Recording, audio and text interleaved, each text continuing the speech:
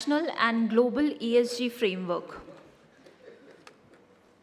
As ESG standards and compliances are rapidly evolving both in India and globally, organizations are unlocking growth opportunities by aligning with various global frameworks. The panel discussion will explore the challenges and best practices in ESG reporting, suggestions on harmonizing framework, and overall how this can support sustainable finance and responsible investing. Let's dive into these critical insights and welcome our esteemed panel members and our moderator, Mr. Shikhar Jain, Executive Director, CII, ITC Center of Excellence for Sustainable Development on the dais.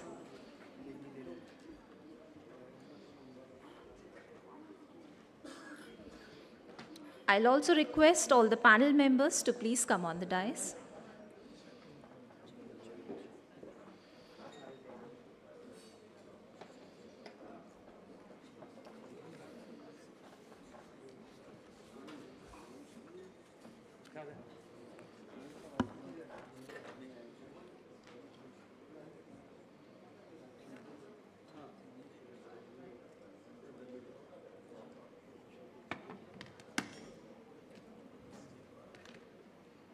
I will now request Mr. Shikhar Jain to please take the lead and commence the discussion.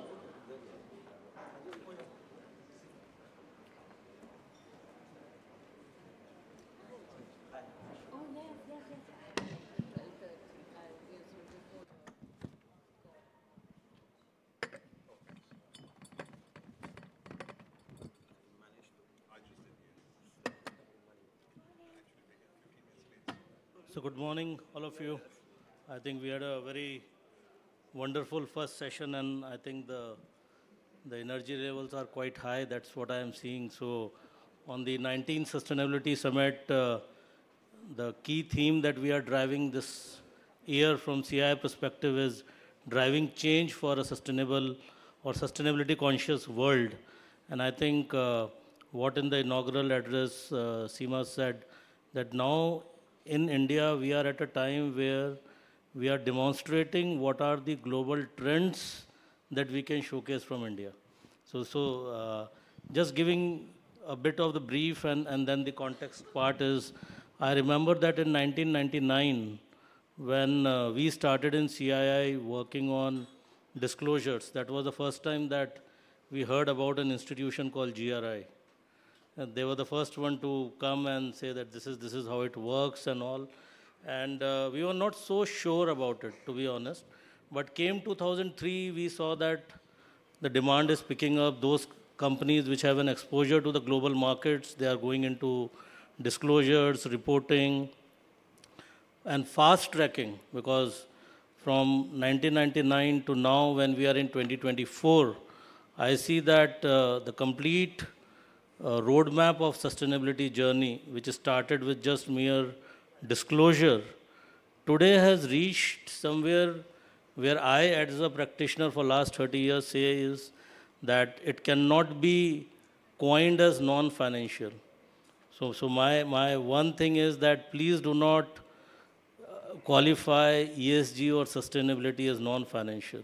Was one of the biggest mistake that we have done worldwide, globally, is calling it as non-financial. And the better word for that would be essential. So I have started saying that sustainability, ESG journey or roadmap of an organization is not only mere disclosures now. Today, when we see the exposure of ESG, it is going into investments, it is going into a business model, and the G part, which is the most core, is how do you align with your mainstream business. And when today we are talking to SEBI, which is the market regulator, introducing BRSR core, and they are almost competing with one of the best models in the world, where we are trying to build the interoperability with IFRS S1, S2. So that's the maturity that Indian companies have showcased, that how we can take this journey of ESG. And there also we are seeing that this is something which is very essential, because the impact of this essential part leads into the financial part. So the moment we say it is non-financial, it took us 10, 15 years to first convince some of my panelists also who are from the financial fraternity. And today, the one who are driving sustainability ESG are more from the financial fraternity because they find a value in it. So I think gone is that debate that, okay, climate is important, ESG is important. Now coming up is the nature is also equally important, which we have tried to cover in the sessions. So I think where we have gone from disclosure is investments now. And in this session, we have the experience, I should say, and the versatility of the panelists, whom I am just going to introduce.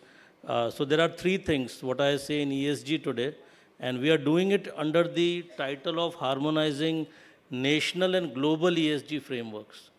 So there is a lot happening across the world. All of you know, we started from GRI.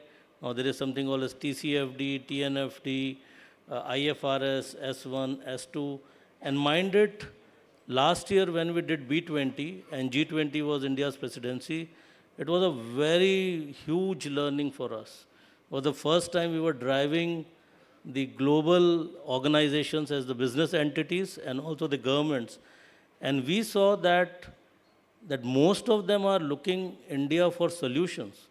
And here we were thinking that we are sort of giving solutions to, or we are looking them for solutions, but it is other way around. Today they are looking for us for solutions, because one thing that global fraternity has realized about India is that what works in India works everywhere. And I'm not going into the other geographies, +1, +2 sort of things, but that's where we are. And this is what we need to learn from our panelists today, which comes from very diverse background. And I think I was talking with some of my panelists and other speakers that what CI brings to this particular summit is the content. And that content, I respect all of you who are over here, and it's a house full. And I've been said by my secretariat that there is a live streaming also going in the next hall.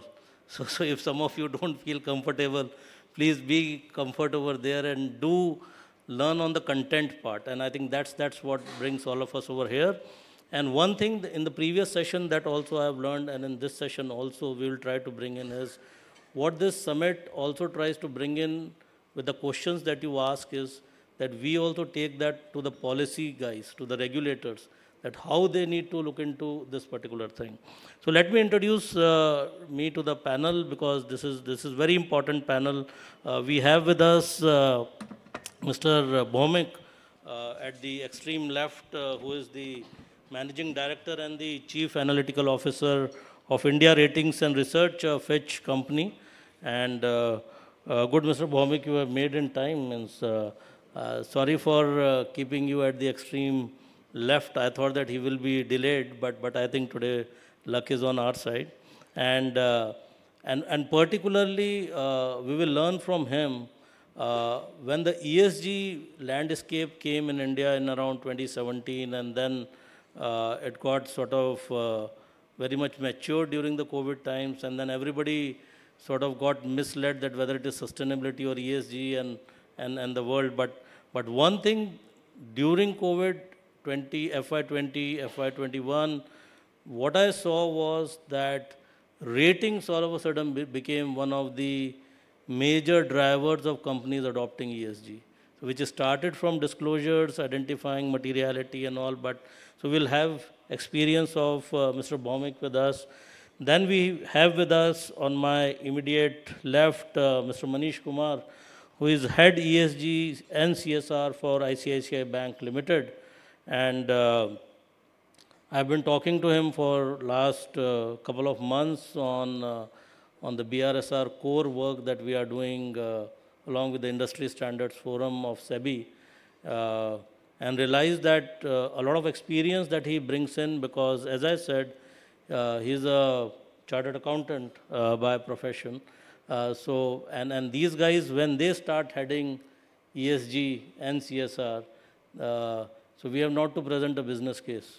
They are there for the business. So it's very much aligned part of our business model. And I think that's what the role I am seeing. Prabodha said about the role of CSO, but I am seeing that all your chief risk officer, upcoming chief financial officers, I think that's what sustainability is driving in. Then we have on my extreme right, Mr. Vignesh Chandrasekhar. He is also a chief financial officer and sustainability leader at Synthite Industries. What I learned from him was that a unique business company, again, he is from the financial background, and the driver is the global value chain, because they are into the value chain of some of the big brands. They also have operations abroad. And I was learning from him that how ESG is getting embedded into the supply chain side. We'll learn more about it, but we have a dedicated session on the supply chain, so we will leave those questions at that time. But here we are looking more on the harmonization of the standards. So we will learn from each of the panelists how this can be harmonized. Then on my immediate right is Ms. Anjali Kumar. She is the Chief Sustainability Officer for Zomato. And in my interaction with her, I learned that she used a very good word, saying that we are a very young listed company. So the norms, all of a sudden when you are listed, you are young, you are a startup, the norms are same. So you are a company which is 100 years old, 50 years old, but when you are in the market space, this is the norms that guide. So you will be compared with amongst best in class, best in world, and I think that's the challenge, and we will learn from her how this young company looks at harmonization of the standards. And then we also have a very important person, Dr. Ashok Menon. He is the Director Sustainability Asia Pacific for SABIC. And that's where I said that what works in India works in other countries also. And we have been learning from him that what are the models that SABIC is looking into its business operation. In my interaction, he sort of brought out that this harmonization also looks into many private standards which are sprouting across the world. So we are so confused lot that what we need to do, what we need not to do. So I think this is what the great panel over here is, and my time from 1 hour is reduced to 45 minutes, because previous panel was equally sort of giving you more solutions, I should say. So we'll try to do some justice with time, still interact with all of you as audience who have come to hear out the experts. So I will start with you, Mr. Bhowmik, coming from the background of the ratings, that how do we look into this particular world where we have to harmonize the national and the global ESG frameworks. One example that I learned from you was how you have sort of inbuilt ESG into your credit rating schemes itself, and what are your suggestions of harmonization both at the domestic level and also at the international level. So over to you, please. Thank you. Thank you. A very interesting topic, very timely topic. I'll try and give an outside-in perspective to all of you issuers who deliver the product. So as people who appraise market participants who look at various companies and try and assess what is the risk or opportunities depending upon whether you're on equity or on debt, there are a few tenets, a few principles that all of us follow. One is consistency, and that is important because you don't want shocks, you don't want surprises.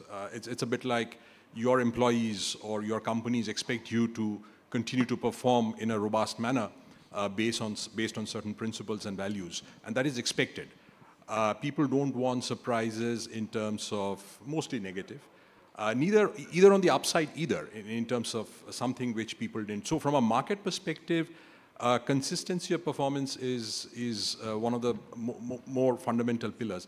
And that obviously is something where the whole discussion around climate, around how people are treated inside and outside the system, and how the entire governance framework works to put all of this together is very critical.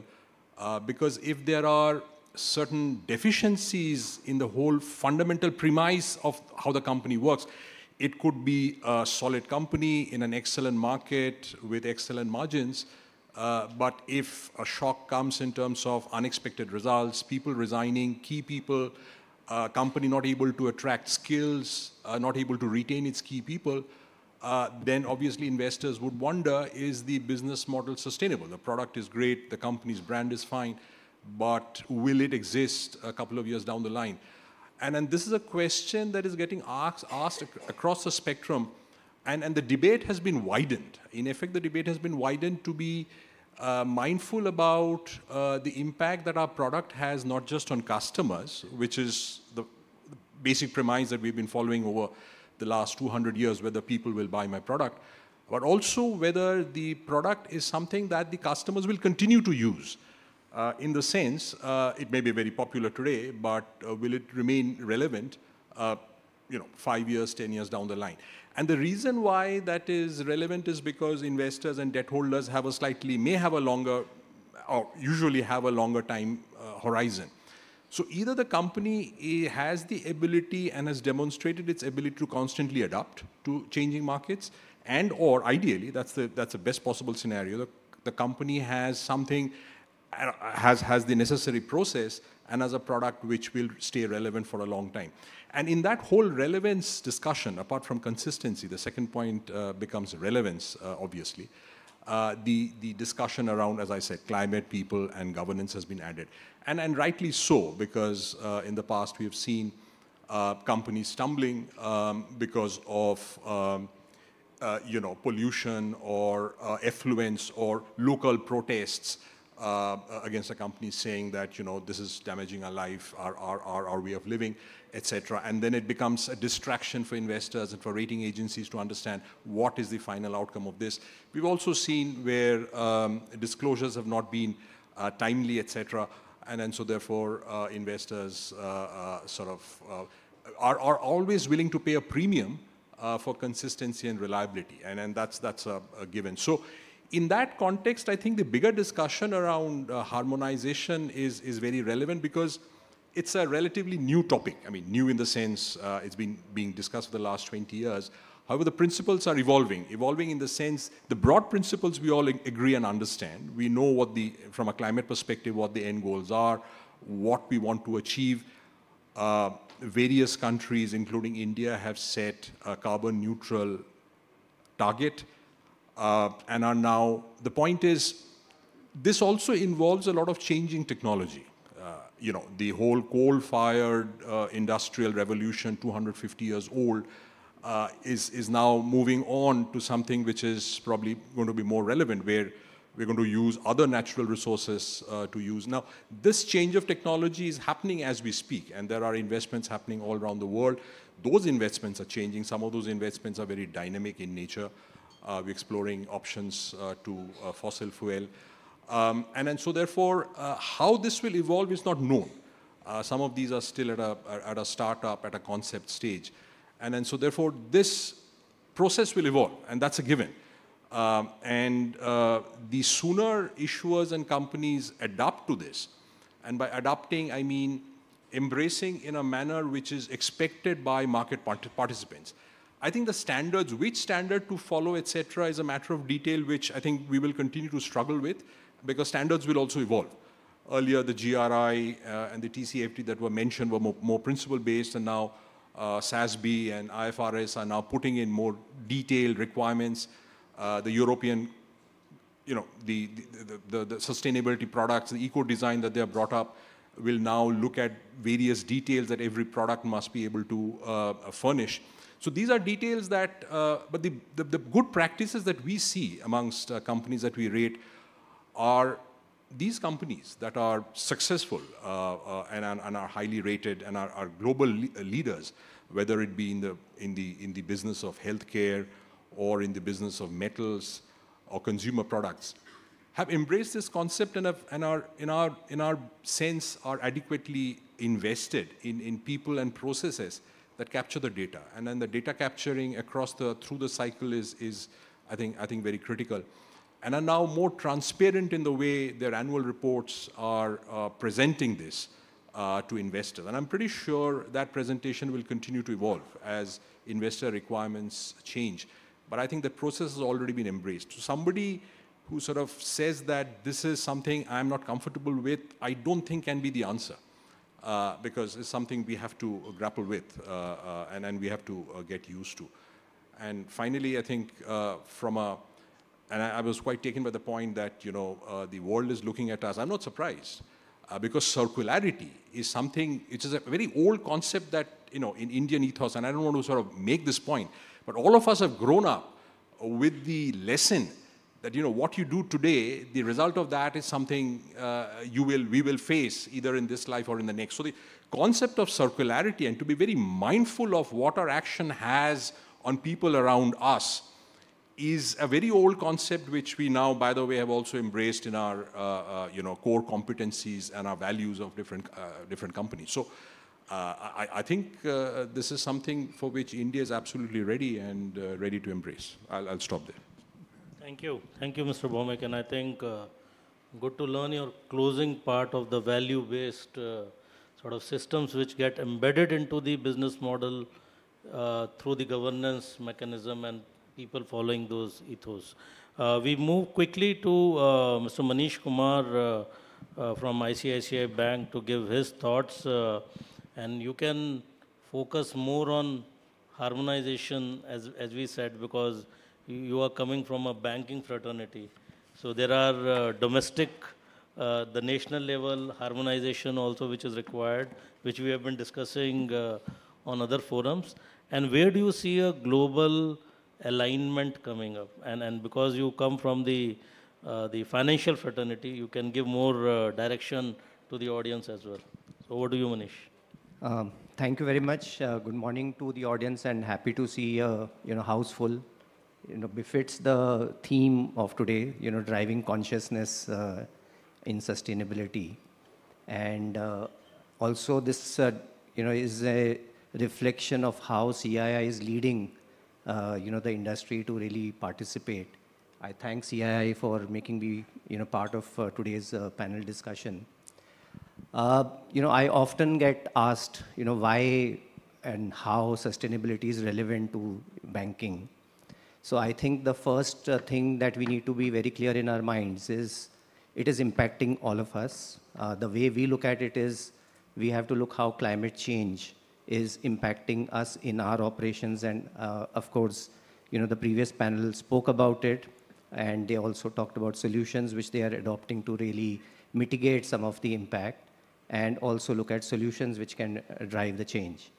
Number two, we also have to drive sustainability through, our lending practices. So effectively, we are influencing action in our, borrower fraternity. For us, that is our value chain. The value chain that we talk about from an industrial perspective is both, vendors, they talk about dealers, but for us, the value chain is our borrowers. So effectively, that is how, we have to look at it from a banking and finance perspective. With regard to harmonization, which is the topic of the panel here, I think we need to step back and look at the origin of ESG, because the ESG framework is not something which is new. We have to look at how it evolved from the UN Sustainable Development Goals. From a financing perspective, the UNEP, Principles of Responsible Investing, they adapted some of the UN SDGs, and they were driving some of the investment decisions, some of the actions towards responsible behavior and driving that sustainability action in the borrower fraternity. So that is effectively the origin. Then we came to the disclosure part, and Shikhar spoke about the Global Reporting Initiative, the GRI. It effectively provided a framework through which companies could really disclose, what they were doing in the area of sustainability. And it is a simple, mantra that we are all fully aware of now today. What gets measured gets monitored, and what gets monitored is now getting disclosed, and disclosure will drive action. It will only raise the bar. Seema mentioned, in the morning session, how we need to raise the bar. I can completely relate to it. It resonates very well. 2 years ago, the way I used to see the discussions happening on sustainability, it was more about creating awareness. Today, we are talking about action. And again, the previous panel was full of that action orientation that we saw happening across, India that we see. One of the advantages that we have in India is we are able to come out with solutions in a frugal manner. That is how we are leading the action. We are able to do it at a lower cost. We are able to do it with the help of the startup ecosystem at more efficient manner. We are fleet-footed from that perspective. And I think G20 presidency was a clear demonstration of how we can lead the pack and how we can really garner attention in this area. Talking about the regulatory framework that we have, if we look at it, more internally within India, at least from a banking and financial sector, we have two regulators, who are I would say, leading the journey that we have. One is the capital market regulator, SEBI, and I really admire SEBI to have taken that step, and some of the very firsts that they have done, not only in India, but globally. So one is we are aware of the business responsibility and sustainability reporting that has been made mandatory for the top 1,000 listed entities in the country. And if you look at the spectrum, there are about 145 parameters. They embrace E, S, and G. It's not that they have left out any aspect of E, S, and G, environmental, social, and governance. So the regulator is saying that all three are important in the sustainability journey. The parameters that they have picked up are very relevant, while the parameters are sector agnostic. But they actually cover the entire gamut of ESG, and that is where the harmonization comes in. It is actually based on the UNEP principles of responsible investing. So they have picked up from what is happening globally. They have looked at what is relevant from a disclosure perspective, and being a capital market regulator, they are looking at investor interest. They are looking at customer interest. That is how the entire BRSR framework has been developed. The other important regulator that we have is the Reserve Bank of India. Now, from a banking sector perspective and looking at it from a Reserve Bank of India lens, they are actually looking at how climate change can lead to risks in the business. They want financial institutions, lenders to evaluate that risk. They want to ensure that the banking industry is capable of absorbing that risk, mitigating that risk, and probably enabling the transition, to look at newer technologies, supporting the financing aspects or the requirements of the industry. Are they adequately capitalized? Do they have access to various capital? When we talk about catalytic capital, we talk about growth capital, we talk about transition capital, we talk about supportive capital. So does the financial sector really have access to that kind of a capital? So that is the lens through which the Reserve Bank of India is looking at it, and their primary focus is actually climate risk. So between the two regulators, if we look at it, the harmonization is missing. The reason being that they are looking at different objectives. They are addressing a different need, through which they have developed the regulation.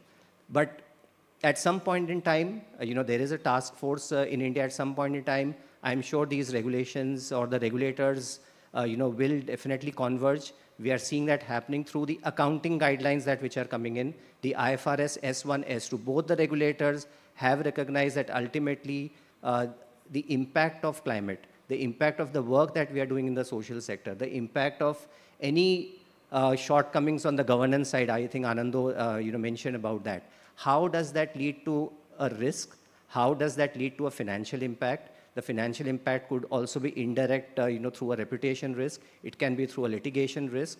So that is where the entire framework, again, gets harmonized. When we start looking at the financial impact, IFRS S2 specifically talks about the impact of climate change on each line item, whether it's on the balance sheet side or whether it is on the P&L side. Therefore, it is very important to look at it from that perspective. I believe in India, we have been used to regulations from time, immemorial, I would say. It's a different lens that we have to see. We already have those enablers in place. We are already doing, whatever we have what is required under the ESG framework. It's only how do we look at it with a different lens. It's only how do we disclose and talk about it in a different manner. It's only how we can really raise the bar again, leading to action. So I think that more and more disclosures that we make will actually lead to better action. It will lead to driving the sustainability journey to what is required, from an external stakeholder perspective. Probably I'll pause there. Thank you. Thank you, Manish. And I think you have brought a very relevant point connecting both the domestic, the national and the global framework, where we have regulators like RBI, SEBI, and then we are also seeing the institutions like ICAI and all, which are into the standard setting.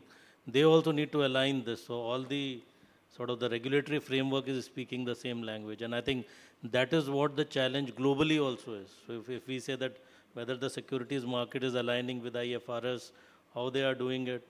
So I think this is an evolving thing, and I think Mr. Bhaumik also said that this is evolving, and we can play a very large role from India, because this is what the examples are. Recently, we have been discussing with earlier with TCFD and now with TNFD, where their frameworks we are trying to apply on Indian businesses, and I think we are all universally there are 180 companies following that.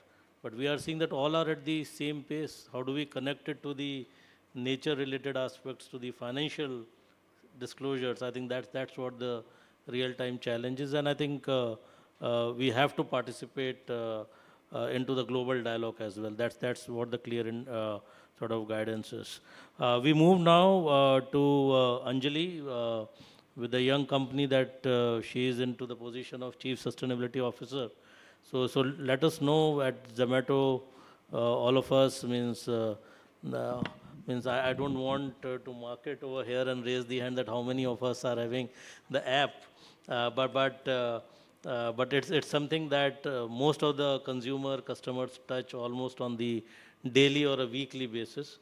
So how you are following the principles of sustainability, and where do you see this alignment coming in? Because you are dealing with investors, you are dealing with consumers, you are also dealing with a very big gig worker population. So how do you see these challenges emerging out? Over to you, please. Thank you. Thank you for having Zomato on this panel. And let me just set some context. First, a little bit about Zomato, which I'm hoping many of you use. So Zomato, of course, went public in 2021. FY22 effectively, and our mission is better food for more people, and we look at both what we do on the compliance side and in terms of disclosures, as well as on the voluntary side, as helping us achieve that mission. You should know that we serve about 20 million customers through a network of 500,000 delivery partners all over the country. These are active delivery partners. And we support a network of 250,000 plus restaurants, many of whom are micro enterprises, micro, medium, small enterprises, right? And we've been fortunate that despite just literally being 2 years old on the public markets, we've been, thanks to my team, many of whom are present here today, as well as a strong network of advisors, we've been really able to get on top of mandatory disclosures and have also received recognition from global rating agencies. We are AA rated on MSCI. We are also the only food delivery company globally to be marked as low risk by Sustainalytics. And these are no small achievements for a company that's operating in India, working with a very large set of gig workers, and many restaurants are informal enterprises. So I do consider it to be quite an achievement that we have gotten this far.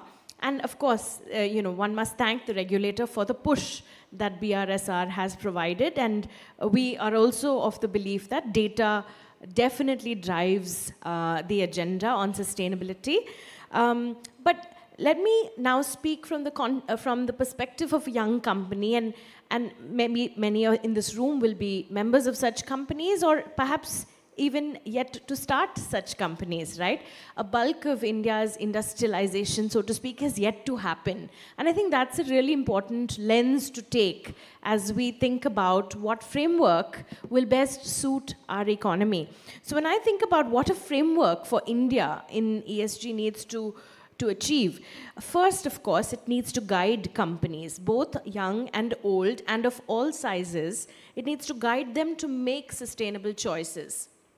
Because it's only when they make those choices that we get the outcomes that we seek, especially in terms of usage of renewable energy or lowering of waste, etc., right?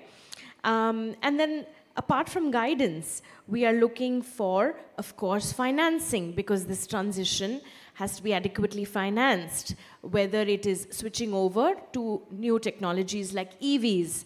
Zomato has a net zero target of achieving net zero by 2033, which is a very aggressive target, but that's largely because 90% plus of our emissions sit in scope 3 downstream emissions, and we are convinced that by embracing EV technology, and we're hoping to be 100% EV based by 2030, we will get there sooner than more maybe traditional companies.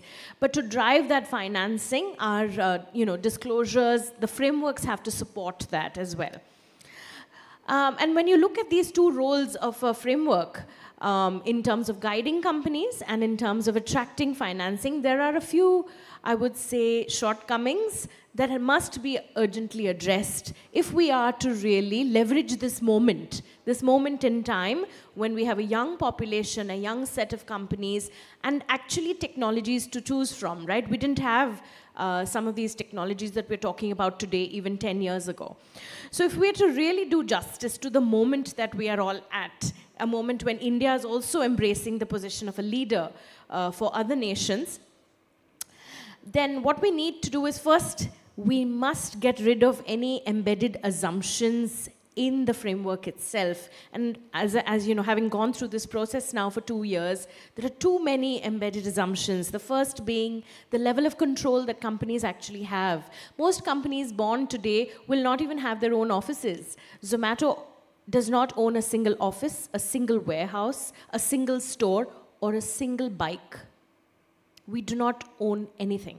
There is no need in today's business model to own anything. And yet, we are a huge enterprise that's in the top 50 listed companies in India. How did that happen if we don't own a single thing, right? So this assumption of control over facilities and vehicles and fuel sources, that has to go. And we have to assume that there will be considerable amount of effort in influencing value chain. The second is that all issues are equally important for all companies of all sectors. That has to go. Today, India's economy is powered more than 50% by services. Services account for 30% of employment. And the fact is that doesn't matter whether we measure the water used for domestic flushing in our retail, in our dark stores in Blinkit. What matters is, are we driving inclusion? Are we enabling onboarding of physically disabled people or persons with disability in our value chain? Because we also engage 15,000 contract workers in our warehouses and dark stores, right? So I think that there has to be attention paid to what's important. And then the other assumption that has to go is an assumption around a knowledge residing within every single company. That isn't true. Companies that are young tend to have a lot of generalists, right? You wear many hats. As a CSO at Zomato, I drive elements of diversity in the value chain. I drive some parts of the corporate diversity agenda. I manage the entire plastic waste initiative. I also support EV partnerships. And the range of things that people do at younger companies means that we won't have a technical specialist on renewable energy available to call upon for our power needs, right? And perhaps some of those specialists don't even exist in accessible form for a lot of smaller companies or younger companies. So I think that there is a knowledge gap, and that gap will take time to close. And we must be conscious of the fact that companies will need some time to fill that, to close that gap. And the last is really that the data is sitting somewhere in the company. It's all about compiling it. That's not true at all. Some of this may need to be measured for the first time. Elaborate measurement systems may need to be created. And I think that those of you in this room that are thinking of solving the problem through technology, while it's a very attractive idea, it's also a bit far from the reality of a lot of companies. A lot of companies don't have very sophisticated procurement systems on top of which you can just use some APIs and draw out the data that's required, right? Many companies will still need to organize their procurement systems in order for it to be effectively digitized. So I think there are some embedded assumptions that really need to go, and we do need to emphasize what is important, what are we trying to achieve here. For frameworks to be very helpful. Like, I'm very keen that every single person who needs to get access to finance to be able to get an EV for their own and commercial use should be able to do so. Today, most of my delivery partners are not credit-worthy and do not enjoy that kind of access to finance. But is the framework helping me in any way highlight this issue to people? So I think that the goals of sustainability and the role of the framework need to be better aligned for this to be a really powerful mechanism to drive India's sustainability agenda. Thank you, Anjali. I think that gives a very good perspective of the young company, that I think the framework has to be core to your business. And I think what we are following is some dictated models which are coming, but we have to have our own framework as well. Let's move to Dr. Ashok Menon now from SABIC for his perspective on what's your outlook on harmonizing these global standards, and where do you feel in your company experience we are heading to? So over to you, Ashok ji. Thanks a lot. Thanks for the kind introduction. Very good morning to all of you. Reporting, the way I look at it, is when we ask a student to go and write an exam, it can be equated to that. If a student understands everything, he has done all the work, it's easy for him to understand the question paper and write the exams. Of course, you need to be equipped with a lot of resources on that. Reporting is no different in this context. And before going into details, let me step back and just introduce where I come from. So I'm a part of SABIC. SABIC is a petrochemical company headquartered in Saudi Arabia, but has global footprints ranging from US, Europe, China, India, and also various parts of Asia. What we have in India is a technology center which houses the Sustainability Impact Assessment Center of Excellence, where we look at all the product processes and services that SABIC provide to the globally. What's the impact? We need to measure it to kind of improve it. That's what we do at Bangalore Center. Now, when we start looking at sustainability from a reporting angle, and this place was also driving sustainability reporting till last year. We then passed it on to the financial department since we matured from sustainable reporting to integrated reporting. And I also talk about how that transition and why was it important to do that kind of a transition. Now, we heard in the previous panel from the eminent speakers most of the actions around these decarbonizations and the efforts. Where is this coming from, right? So first thing when we look at reporting, the basic fundamentals is, or any organization adopting sustainability is, what's your company priorities? And that comes from a topic called materiality. Now we need to do the actions of materiality, a material assessment. And now it has matured to double materiality, because what's happening is sustainability in a big way is getting linked to financials. The way I define sustainability, you need to have a balance of social, economical, and environmental attribute. And sustainability when we look at defining the priorities, materiality comes into picture. Double materiality takes financial attributes, and the materiality has all the E, S, and G attributes built into it. That's what you decide based on materialities. What are your priorities that need to work on? Decarbonization strategy comes from that. SABIC being intensive in emissions, we have scope 1 and scope 2 put together around 55 million tons. Automatically decarbonization comes into our picture. So within decarbonization, you need to set a roadmap. And you need to disclose what's the roadmap associated with it. In case of SABIC, similar to what you heard with earlier speakers, we have five pillars when it comes to decarbonization. Starting from energy efficiency, moving up to onboarding renewable energy. We make chemicals. The biggest emitter within a chemical industry is our crackers. And one way of decarbonizing cracker is electrifying that. So that becomes a part of your strategy. And then you are looking at, we heard about carbon. We emit a lot of carbon. We have been successful in capturing this carbon and converting them into chemicals. Capturing carbon, purifying and converting them into methanol, which is used for myriad, right from pharmaceutical to petrol additives to various other building blocks of various chemicals. And then onboarding hydrogen. You need to disclose this part of it. Now, when we talk about disclosures are being set by different countries. You have Europe setting up disclosures. You have disclosures in terms of CSRD coming as ESRS. IFRS is setting up disclosures through IASB. IASB is the standard that is being developed, International Sustainability Standard Board. You have US developing, we have BRSR, we kind of heard about that. Philosophically, if you carefully look at it, they all depend upon same attributes. What is your spirit in which you are taking actions and what you are reporting? And these needs to be kind of brought out. Now, there are challenges in this kind of thing. When I start to report my disclosures, I need to have data available with me. And then whatever I report, I need to ensure that this is validated by a third party for establishing my credibility. Which means to say, and we are moving from, in reporting, from what's called as limited assurance to reasonable assurance. How are we going to do that? So it becomes important to start onboarding automation programs in place, where you are able to collect the data, you are able to, on a quarterly basis, understand where is your needle, is it going up or going down, and having an explanation for that. It doesn't always mean you will be always in the right direction, but having an explanation why you are doing what you are doing, why it has happened, what has happened.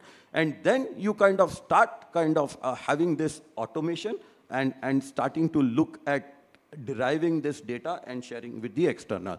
Again, actions when I speak about coming from a polymer industry or plastic industry, plastic pollution is one of the challenges world are facing. We have onboarded program around circular economy. We are taking plastics back into the, which have been wasted back, developing technologies which can we can reuse plastics, may it be mechanical recycling, chemical recycling, and talking about this to the external world. As a responsible company, how, and each actions that we are doing is able to generate revenue. Now in India, for example, we have developed a technology which can take your PET bottles back and convert them or upscale them into PBT, which has a higher molecular weight, higher properties. And start, now this bottle can start going into electronic applications and even automotive applications, which is generating much higher revenue. And we are partnered with companies in India. I would call it a startup, but companies in India, giving them the technology, millions of bottles have been kind of converted into useful product.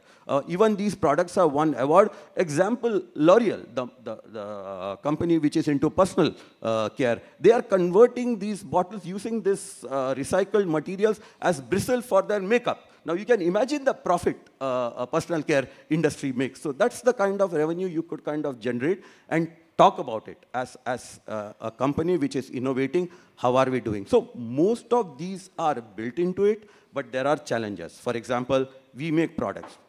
All our customers would like to have low carbon products.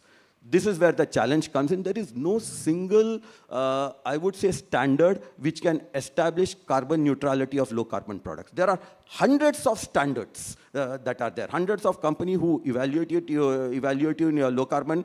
There are hundreds of companies who assure you on that. So choosing the right one becomes a challenge.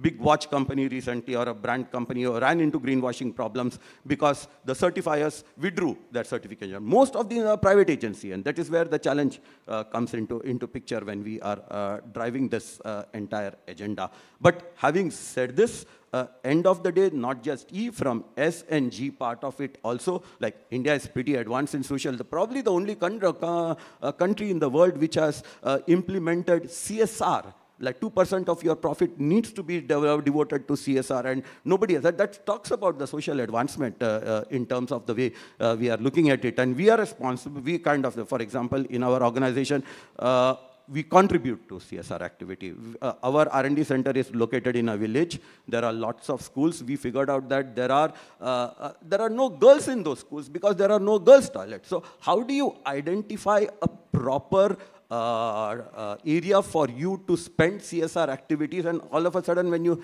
started kind of building toilets for the girl, you started seeing girl students coming into the class. A small thing, but a huge impact that is getting created. But that's the opportunity which India provides you, and taking that and disclosing that to share that you are kind of somebody who are extremely responsible in the way you are driving this agenda. So the way we have done, we operate in Europe. We understand the European needs that are kind of coming up. We are positioning ourselves. There are challenges because at a granular level, you need to ensure you are not duplicating the work. So we have a repository of how do you extract information, a data center, of our internally we have harmonized all the structure, right from GRI to TCFD. TCFD is another important attribute. Again, when I say reporting should not be taken as a burden, TCFD is a great example here. TCFD is Task Force on Climate-Related Financial Disclosure. It tells you what are the risks and opportunities you have with respect to your product, processes, and services in different geographies. I know in this different geography, based upon the TCFD analysis, this product will no longer be viable or cannot sell it because of the regulations coming up. I need to withdraw that. I also see what are the products. Let's say there is a low carbon product which has more opportunity in that region. I can make changes to my processes, putting solar or trying to drive hydrogen to get my carbon footprint down to drive that. I don't need to disclose my entire strategy to the world because I can put my competitive advantage at risk. But I can tell the world internally doing a TCFD analysis helps me understand my risk, my opportunity, establish a strategy, and the essence of that can be disclosed out the way I would like to do that. So I think these are some of the advantages that we have seen. Reporting is not a burden. It is an advantage, helping internal strategy, profitability, and positioning in a way which will make you kind of also look good and responsible, more importantly. Thank you. Thank you. That was a long description, but yes, got the core part of it, that how we can integrate into framework internally and then apply the best practices. Let's move to the last panelist. Over to you, Vignesh, and I think let's learn from the global value chain. What's your thought process on the harmonization? And if we can, the last one between us and the next panel, so the time management a little bit. Yeah. Yeah, thank you, Shikhar, for the additional pressure. So I think if companies like Zomato needs introduction, Synthite certainly does. We are largely an industrial company. We are a B2B company, and we are around for 50 years, headquartered in Kerala. I'm pretty sure that we touch the lives of many of you out there. So, for example, if you've consumed anything other than salt and sugar, there's a good chance that Synthite is in the value chain that you consume. So we're largely a food manufacturing company, sits in the value chain. Likewise, on the fragrance side, if you've used any top brands, so we are there in the value chain. So we are in the first third of the entire value chain, where we directly consume the produce from the growers, and we supply to, eventually our products find its way to the consumers through very large reputed brands. So we are a private company, and there's no compliance or regulations that actually led to our sustainability journey. but just the realization that if we were to survive for the next 50 years, we have to do business differently and responsibly. And we are also largely an export-oriented company, and therefore, no, we have, there's not one market bias, but predominantly the North American and European continents is where most of the products go. So those global regulations and how the customers perceive us and how they are impacted by these regulations, they make a huge impact in our business. And likewise, we also have a fairly strong domestic market, and obviously an Indian headquartered company with global presence, BRSR and its core will ultimately find its way to us. So in terms of reporting frameworks, what I want to talk about is how the various frameworks is a daunting task for companies.